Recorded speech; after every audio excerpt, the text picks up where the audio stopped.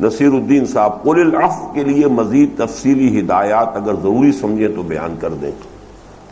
دیکھیے، جو چیز قرآن مجید نے مجمل رکھی ہے اور اس کو مجمل رکھنے ہی میں عافیت ہوتی ہے۔ میں نے جو بہت ہی واضح کیا ہے، میرا چھوٹا سا کتابچہ ہے اسلام کا نظام معاشی، اس میں واضح کر دیا ہے کہ ایک نظام ہے اسلام کا جو خالص والنٹری ہے، اس میں قانونیت ہے ہی نہیں، اور ایک ہے جو قانون پر مبنی ہے۔ قانون پر مبنی نظام کے اندر حلال ذرائع سے کمانا، اور جو کچھ کمایا ہے اگر وہ نصاب سے آگے بڑھ گیا تو زکوٰۃ دے کر باقی کو آدمی ریٹین کرنا چاہے تو اس کو اس کا حق ہے، اپنے پاس جمع کرے اور اپنی اولاد کو منتقل کر دے۔ قانون اس کے اوپر قطعاً کوئی حرف زنی نہیں کرے گا۔ ایک ہے اسلام کا اخلاقی اور روحانی نظام، اس کا تقاضا یہ ہے کہ اپنی ضروریات کو کم سے کم کرو اور گراؤ، نیچے لاؤ، اپنے سٹینڈرڈ آف لیونگ کو کم سے کم رکھو، اور ضروریات کے دائرے کو کم سے کم کرتے ہوئے جو بھی زائد ضرورت ہو اسے اللہ کے راستے میں دے دو۔ اس کو اب چھوڑ دیا گیا ایک شخص کی اپنی سبجیکٹو فیلنگ پر۔ جتنا جتنا جذبہ اس میں ابھرتا جائے، جتنا جتنا یقین اسے آخرت پر ہوتا جائے، جتنا جتنا اس میں جذبہ پیدا ہو جائے کہ وہ دنیا کا صرف کیوں نفع کیوں حاصل کرے، کیوں نہ آخرت کا نفع حاصل کرے۔ 700 گنا وہاں ملتا ہے۔ ایک دانہ ہے وہ جس کو زمین میں بوتے ہیں تو ایک پودا بنتا ہے، اس میں 7 سنابل اور فی کل سنبلۃ 100 حبہ، تو 700 گنا جہاں ملتا ہو وہاں کیوں نہ انویسٹ کروں میں؟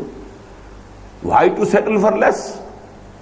تو یہ پھر، لیکن یہ سب کچھ ہوگا والنٹری۔ اور میں نے شاید کہیں ابھی حال ہی میں کہا ہے کہ حضور کی سیرت مطہرہ میں جو بہت سے پہلو ایسے ہوتے ہیں کہ جن میں آدمی بھوچکا رہ جاتا ہے کہ واقعتاً جیسے کہ کوئی انسان بہت اونچی کسی لاٹ کو دیکھ رہا ہو اور اپنی ٹوپی گرنے کا اندیشہ ہو، اس طرح کی کیفیات ہوتی ہیں۔ جن ایسپیکٹ سے ان میں سے ایک یہ بھی ہے کہ آپ نے انتہائی اہم انقلابی جد و جہد میں بھی اس معاملے میں کہیں جبر کا پہلو نہیں آنے دیا۔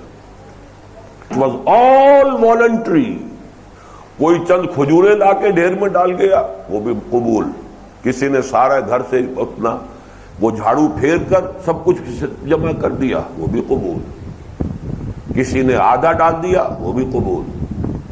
اب حضرت اگرچہ مقدار کے اعتبار سے جتنا کچھ کے پیش کیا ہے حضرت عثمان نے شاید اتنا کسی کا بھی نہ ہو، لیکن یہ کہ ان کی ٹوٹل جو ان کی ملکیت اس وقت تھی، املاک تھی، اس میں اس کی کیا نسبت تھی وہ معلوم نہیں ہے، لیکن یہ کہ بہرحال اس پر بھی اللہ کے حضور نے انتہائی حوصلہ افزائی کا معاملہ کیا۔ ہو سکتا ہے کہ حضرت ابوبکر نے جو کچھ دیا وہ کم ہو اس سے جو حضرت عثمان نے دیا، لیکن اللہ کی نگاہ میں اس کی زیادہ اس لیے ہوگی کہ سب کچھ لا دیا۔ تو اس حوالے سے اس کو ایبسولوٹلی والنٹری رکھا گیا۔ زکوٰۃ عشر جو بھی ہے، خراج جو بعد میں ہوا وہ تو لازماً لیا جائے گا، اس سے جو بھی ہیو ناٹس ہیں ان کی کفالت کا بندوبست کیا جائے گا۔